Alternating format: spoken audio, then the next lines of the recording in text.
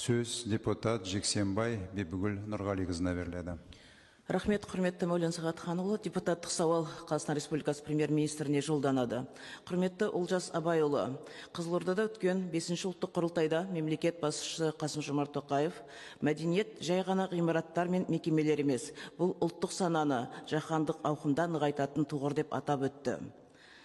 Бұл тұжырым мәдениет саласын екінші кезектегі емес, мемлекеттік дамудың өзегі ретінде қарастыру қажеттігін көрсетеді.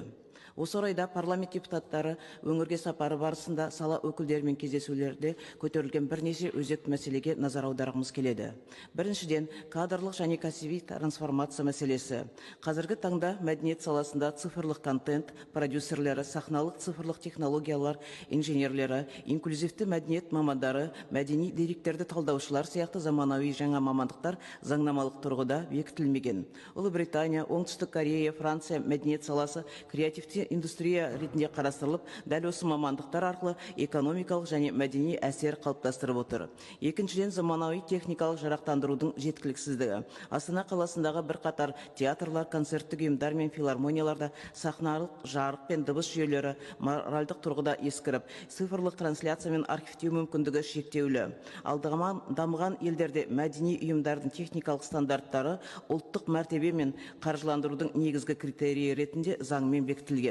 Үшіншіден, инклюзия мен қолжетімділік турасында. Ерекше азаматтардың өнерге қатысуы, инклюзивті театрлар мен шығармашылық студияларды дамыту, көбіне жекелеген бастамалар деңгейінде қалып, жүйелі мемлекеттік саясат пен тұрақты қаржыландырумен қамтамасыз етілмеген.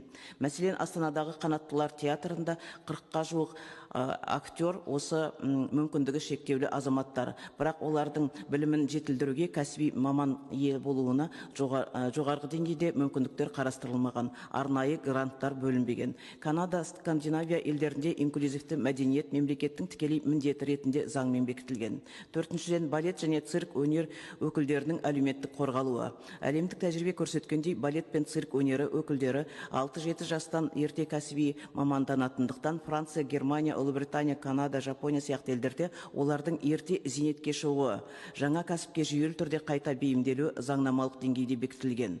Ал Қазақстанда бұл санаттағы өнер иелері әлеуметтік және кәсіби тұрғыда жеткілікті қорғалмаған күйде қалып отыр. Сонымен қатар еліміздегі дирижерлардың құқықтық мәселесі, әлеуметтік кепілдіктері мен кәсіби дамуы жеткілікті деңгейде реттелмеген. Дирижер оркестрдің көркемдік және кәсіби сапасына тікелей жауапты негізгі тұлға саналады. Аталған жағдай оркестр мәдениетінің сапасына және ұлттық музыкалық мектептің болашағына тікелей әсер етеді. Жоғарыда айтылғандарды ескере отырып, төмендегідей мүмкіндіктерді қарастыруды ұсынаймыз. Біріншіден, цифрлық продюсер, сахналық технология инженері, инклюзивті мәдениет маманы сияқты заманауи мәдени цифрлық мамандықтардың тізбесін және мәдениет саласындағы цифрлық және техникалық құзыреттілерді заңнамалық негізін қарастыру. Дирижерлардың құқықтық әлеуметтік кепілдіктері мен кәсіби даму туралы нормаларды да қайта қарау. Екіншіден, сахналық жарық, дыбыс, мультимедиа, цифрлық трансляция және архивтеу бойынша ең төменгі ұлттық техникалық стандарттарды енгізуді қарастыру. Бұл стандарттардың ұйымның мәртебесіне ұлттық академиялық өңірлік бағытында қарастыру. Үшіншіден, шығармашылық инклюзия. Инклюзивті театрлар мен шығармашылық студияларды тұрақты бюджет, грант және әлеуметтік тапсырыс арқылы қаржыландыруды қарастыру. Ерекше азаматтар үшін білім ордаларында өнер саласы бойынша гранттық білім алуына қолдау мүмкіндігін қарастыру. Төртіншіден, балет және цирк өнер өкілдері үшін ерте зейнетке шығудың арнайы тәртібін қарастыру.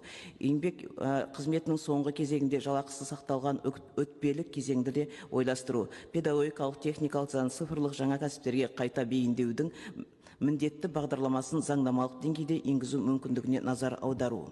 Бесіншіден, Астана қаласында заманауи мәдени хаб, цифрлық өнер және креативті индустриялардың пилоттық алаңы ретінде мемлекеттік шараларды ойластыру. Құрметті Олжас Абайұлы, мәдениет шығын емес, ұлттық инвестиция. Осы салаға салынған әрбір теңге қоғамның санасына, сапасына, елдің халықаралық беделіне және ұрпақтың рухани деңгейіне қызмет ететіні сөзсіз.